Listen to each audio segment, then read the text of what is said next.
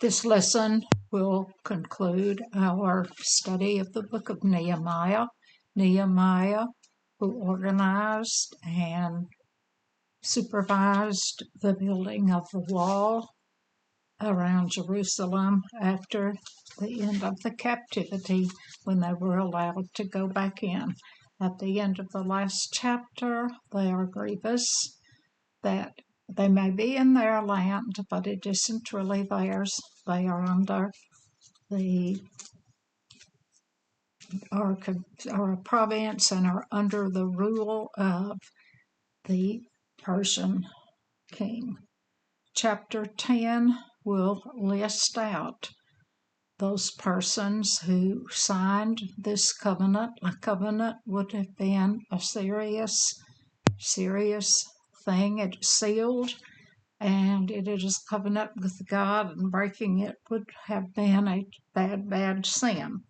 Chapter 10 is a long list of those, and Levites and priests who signed this decree. 1 through 26, these are the first members of the Sanhedrin, and this will eventually be reduced to 70 persons. And of course, the Sanhedrin, by the time of Jesus, he had said the scribes and the Pharisees are sitting in the seat of Moses. They have no real right to be there. Some of them are Kenites and some are Nethinim.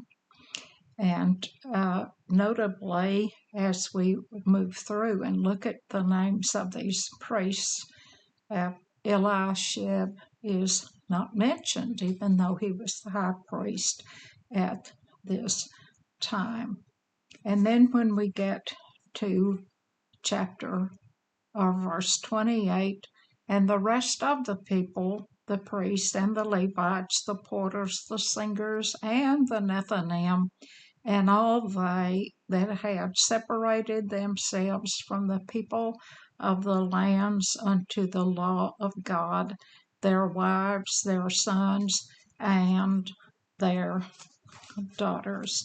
So these are, some think that these are those who were not in captivity and who were left, but most think that these are the lands from whom they have separated, the Canaanitish people from whom they have separated themselves, not those persons who were left behind when the captivity began. 29. Now they clave to their brethren, their nobles, and entered into a curse and into an oath to walk in God's law, which was given by Moses, the servant of God, and to observe and to do all the commandments of the Lord, our Lord, and his judgment and his statutes. And of course, they separate from those of the land. They were told in Deuteronomy that they were not to mix with those Canaanitish people when they went into the promised land. And the very thing was that it would pollute the bloodline leading to the Messiah. And of course, some of these mixed with Nephilim, who were fallen angels. 30. And that we would not give our daughters unto the people of the land, nor take their daughters for our sons. And this is speaking of those peoples who were there when they came in. 31. And if the people of the land bring ware or any victuals on the Sabbath day to sell, that we would not buy it of them on the Sabbath or on the holy day, and that we would leave the 7th year and the exaction of every debt. So they have promised not to buy from these peoples who would bring in wares to sell on the Sabbath. And of course, on the seventh year, a Jubilee year, that would have been no sowing or reaping. The ground was given a rest, and they were promised that there would be enough in the sixth year before that they would have plenty. 32. And we made ordinance for us to charge ourselves yearly with the third part of a shekel for the service of the house of our God. So they have also pledged to give a third of what is theirs into the upkeep and the support of worship. 33. For the showbread and for the continual meat offering, and for the continual burnt offering of the Sabbaths of the new moons, for the set feast, and for the holy things, and for the sin offering, and to make an atonement for Israel and for all the work of the house of our Lord. And that, of course, is the commitment they make.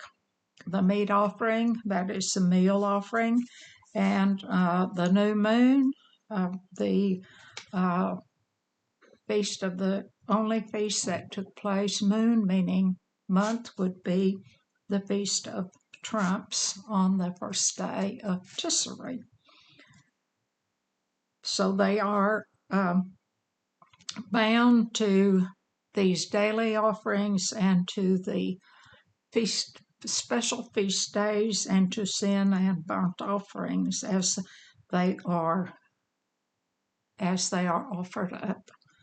34. And we cast the lots among the priests, the Levites, and the people for the wood offering to bring it into the house of our God, after the houses of our fathers, at times appointed year by year, to burn upon the altar of the Lord our God, as is written in the law.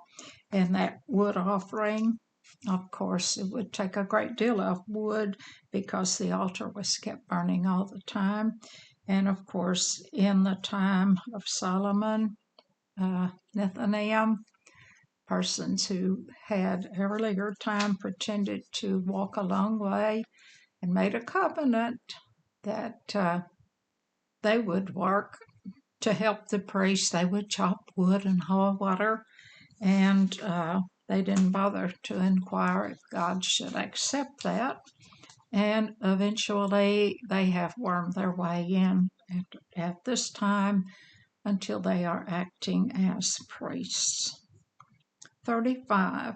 And to bring the first fruits of our ground and the first fruits of all the fruit of all trees year by year unto the house of the Lord. And that is, of course, outlined in the book of Numbers. They have to feed the priests. Numbers 18, to be particular, they are to give this to the Levites. And then, of course, the Levites delve it to the priests. They have to be fed, then their families fed, so that they have time to teach and to lead worship. 36. Also the firstborn of our sons and of our cattle, as is written in the law, for the firstlings of our herds and of our flocks, to bring to the house of our God unto the priest, and minister in the house of the Lord. And that firstborn was pledged to serve in the temple, and that was set out in Exodus and Leviticus, and that was changed when the Levites became the priest and who became the ones to serve. And of course they had to redeem that firstborn son. And of course these firstborn animals would have been clean animals. And that we should bring the first fruits of our dough and our offering, and the first of all manner of trees of wine, oil unto the priests, to the chambers of the house of our God, and the tithes of our ground unto the Levites, that the Levites might have the tithes in all the cities of our tillage. And once again, the offering and that wine there is tarash, meaning new wine. And of course, you're going to find out that someone who's not very trustworthy will be given a chamber in around where these tithes are kept. And these are for the Levites to distribute out for themselves and for those of Aaron. 38. And the priest, the son of Aaron, shall be with the Levites when the Levites take tithes, and the Levites shall bring up the tithe of the tithes into the house of our God, to the chambers, into the treasure house. So these tithes, these offerings are kept where the treasures are. And verse 30 to conclude this chapter. For the children of Israel and the children of Levi shall bring the offering of the corn and the new wine and the oil into the chambers where are the vessels of the sanctuary, and the priests that minister, and the porters and the singers, and we will not forsake the house of our God. So they have made a covenant not only to keep, but to sustain the temple and the priest. Chapter 11. And the rulers of the people dwelt at Jerusalem. The rest of the people also cast lots to bring 1 of 10 to dwell in Jerusalem, the holy city, and 9 parts to dwell in the other cities. Now, they need to increase the population. They have cast lots, and 10% of these will come to live in Jerusalem. Jerusalem has been in rack and ruin, and it would not be moot for one to wish to give up his herds and his crops to come and live in Jerusalem, where he would have to find a way to live. 2. And the people blessed all the men that willingly offered themselves to dwell in Jerusalem. So some went willingly. 3. Now those are the chief of the province that dwelt in Jerusalem, but in the cities of Judah dwelt every one in his possession in their cities, to wit, Israel, the priests and the Levites, and the Nethinim, and the children of Solomon's servants. So these are the heads, and it's going to list out a long list of persons, and we will summarize 4 through 6 verses. If you read these on your own, 4 through 6, those are the house of Judah who will live in Jerusalem. 7 through 9, those of the house of Benjamin. 10 through 14 lists the priests. 15 through 19 lists the Levites. And 20 through 24, more priests and the Nethinim. And 25 through 36 are the list of those who will be in the town around Jerusalem. 25 through 30 gives us those who will be of the house of Judah, and chapter 31 through 36 will list those who are going to be of Benjamin. Chapter 12 is a long list of genealogy. It may look boring. It is important. They were very careful to know who they were. And in some cases, when we study some books, we will see that the genealogy is a stretch and is not true. These 1 through 26 is a list of priests and Levites for the dedication of the wall. And we will skip to verse 27. This is the dedication of the wall, an important part of their joy in having this continued and complete. Verse 27. And at the dedication of the wall of Jerusalem, they sought the Levites out of all their places to bring them to Jerusalem to keep the dedication with gladness, both with thanksgiving and with singing. And notice also in all of this that Eliashib, who's high priest, is left out.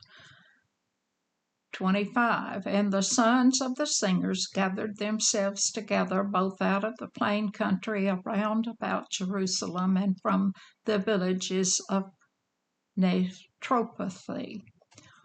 29. Also from the house of Gilgal and out of the fields of Geba and Asmaveth for the singers that had builded them villages round about Jerusalem. So you're going to see that all around here they are going to gather all of the Levites and the priests on top of this wall. Now that wall would have been about 10 feet wide, and they could have stood 4 to 5 abreast, and they're opposite of the temple, and half of them are led by Ezra, half by Nehemiah, and each goes a different direction, and then they meet at the temple to summarize this. And when we get to verse 43, we began the sacrifice. And that day they offered great sacrifices and rejoiced, for God had made them rejoice with great joy. The wives also and the children rejoiced, so that the joy of Jerusalem was heard afar off. A very loud, joyous celebration. 44. And at that time were some appointed over the chambers for the treasures, for the offerings, for the firstfruits, and for the tithes, to gather unto them out of the fields of the cities the portion for the law of the law for the priests and the Levites. For Judah rejoiced for the priests and for the Levites that waited. And that word waited, best translated complete. Took her 52 days to complete. And that word means to set up. They waited. 45. And both the singers and the porters kept the ward of their God and the ward of the purification according to the commandment of David and of Solomon his son. So this was set out, of course, back in Chronicles. The porters were for security, and we learned that this temple plan was developed by God and put on the heart of David, who carried it to his son Solomon, who actually built that first temple. The second one, of course, is not as large or elaborate. 46. For in the days of David and Asaph of old, there were chief of the singers and songs of praise and thanksgiving unto God. 47, to complete this chapter 12. And all Israel, in the days of Zerubbabel and in the days of Nehemiah, gave the portions of the singers and the porters every day his portion and they sanctified holy things unto the Levites, and the Levites sanctified them unto the children of Israel. So the Levites received it, and the high priest then got 10%. Now Nehemiah is ready to be called back to Persia, to Artaxerxes. His 12 years is up. He had asked for 12 years. Chapter 13. And on that day, read in the book of Moses, in the audience of the people therein, was found written that the Ammonite and Moabite should not come into the congregation of God forever. Now these are Adamic people. They are descendants of Lot from an incestuous relationship with his daughters, and they are not to come in to the congregation. And back when they made their way to the promised land, the Ammonites and the Moabites refused to allow them. And Moab, as a matter of fact, the Moabites got a man named Balaam, who was paid to curse Israel, and he tried 3 times. And finally, if you remember that story, back in Numbers, his donkey spoke to him. I want to point out that Moabite is masculine, and as you might remember, Jesus' ancestress, Ruth, was a Moabite-S, feminine version. 2. Because they met not the children of Israel with bread and water, but hired Balaam against them, that he should curse them. Howbeit our God turned the curse into a blessing. Numbers 23:24. Now it came to pass, when they had heard the law, that they separated from Israel all the mixed multitude. They did not know, so they had separated these persons out. And before this, Eliashib the priest, having the oversight of the chamber of the house of our God, was allied with Tobiah. Tobiah is an Ammonite and an enemy.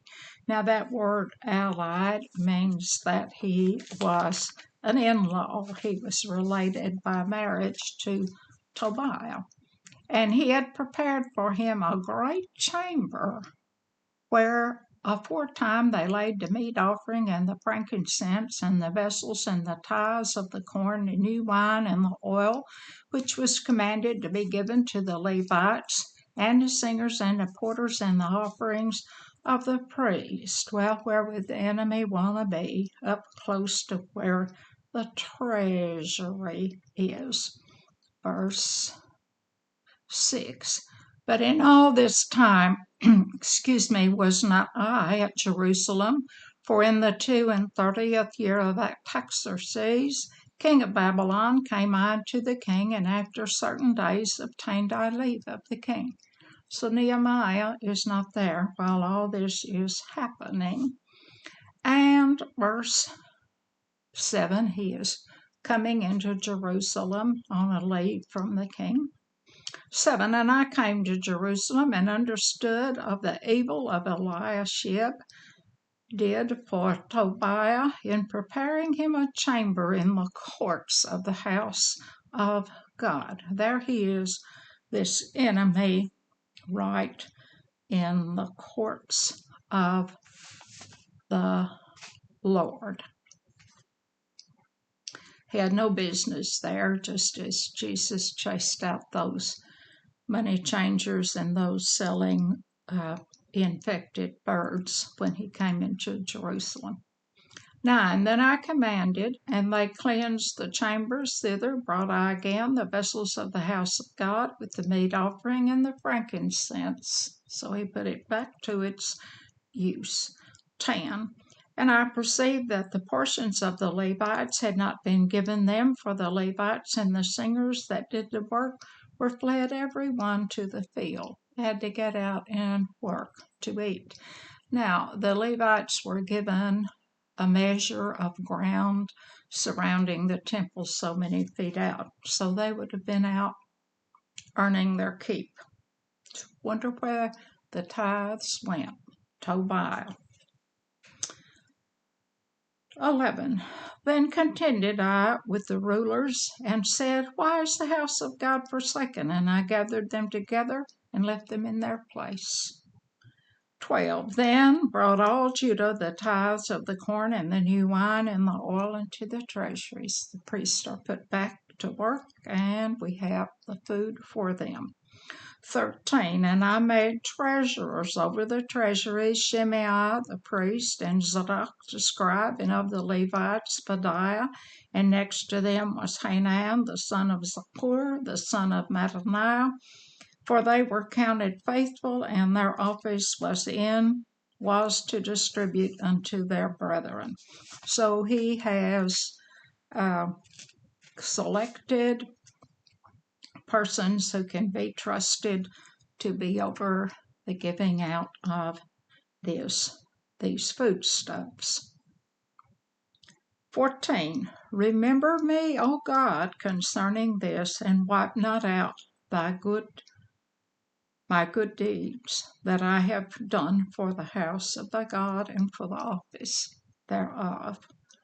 15. In those days saw I in Judah some treading winepresses on the Sabbath, and bringing in sheaves and leading asses, as also wine, grapes, and figs, and all manner of burdens, which they brought into Jerusalem on the Sabbath day. And I testified against them in the day wherein they sold their victuals. So here we have people bringing in things to sell on the Sabbath, and that was against that covenant that was made in chapter 10. 16. There dwelt men of Tyre also, which brought fish and all manner of ware, and sold on the Sabbath unto the children of Judah, and in Jerusalem came right in. Remember Tyre, it was a commercial city, and King of Tyre is one of Satan's names. 17. Then I contended with the nobles of Judah, and I said unto them, What evil is this that ye do? Ye profane the Sabbath day. 18. Did not your fathers thus, and did not our God bring all this evil upon us and upon this day? Yet you bring more wrath upon Israel by profaning the Sabbath. He's saying it was sin that caused us to get into captivity, and here you are inviting more wrath by profaning the Sabbath day. 20. So the merchants and sellers of all kinds of ware were lodged without Jerusalem once or twice. Now they came once or twice, and when they couldn't, the doors were shut tight. They didn't sell. 21. Then I testified against them, and said unto them, Why lodge ye about the wall? If you do so again, I will lay hands on you. And from that time forth came they no more on the Sabbath. So he has said, you will meet some difficulty if you don't stop. So they have ceased to come to sell on the Sabbath day.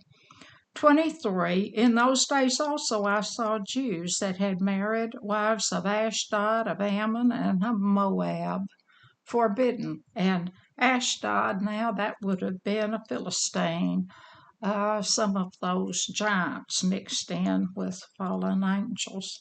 25. And I contended with them, and cursed them, and smote certain of them, and plucked off their hair, and made them swear by God, saying, You shall not give your daughters unto their sons, not give your daughters unto their sons, nor take their daughters unto your sons or for yourselves. Cannot mix, and we will say why. And the children spake half in the speech of Ashdod, and could not speak in the Jews' language, but according to the language of each people. So these children don't even know how to speak the Hebrew language. And that was a backup to verse 24, which I missed. And then he in 25 is telling them that they are not to do that intermarrying. 26, did not Solomon, king of Israel, sin by these things? Yes, he did. He had a great many wives and concubines, and they brought in false gods, and they brought in altars, even right up on the Temple Mount. And even he went into worship. He had 700 wives and 300 concubines. 27. Shall we then hearken, unto you to do all this great evil, to transgress against our God in marrying strange wives? And yes, the transgression. Do you want to go into captivity again? And remember that the son of the high priest was a son-in-law. He was son-in-law to Sanballat, and that was caused a great problem. And the same thing here is happening, explained in verse 28. And one, of the sons of Joada, the son of Eliashib, he was the priest, the high priest, unto son-in-law to Sanballat the Hororite, therefore I chased him from me. Okay, and we learn from Josephus that that man's name was Manasseh, and he went to Samaria and was even a high priest in the temple in Samaria. And it was defiled, the priesthood, and he was chased out. 29. Remember them, O my God, because they have defiled the priesthood and the covenant of the priesthood and the Levites. 30. Thus cleansed I them, that's the priest, from all strangers, and appointed the lords of the priests and the Levites, every one in his business. He's reestablished the priesthood. They have cleansed themselves and made themselves fit to be in the business of ordering and conducting worship. 31, to complete this chapter and this book of Nehemiah. And for the wood offering at times appointed, and for the firstfruits, remember me, O my God, for good. He is asking that God would remember him. And Nehemiah, this book is so very carefully scribed.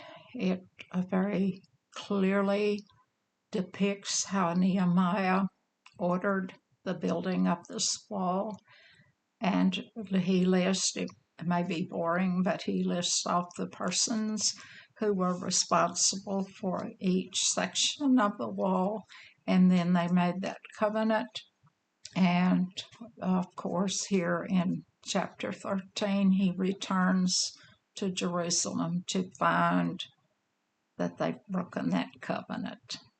This video has been an outreach of the Essex Methodist Church in Essex, Missouri, and the Crossroads Global Methodist Church in Dexter, Missouri.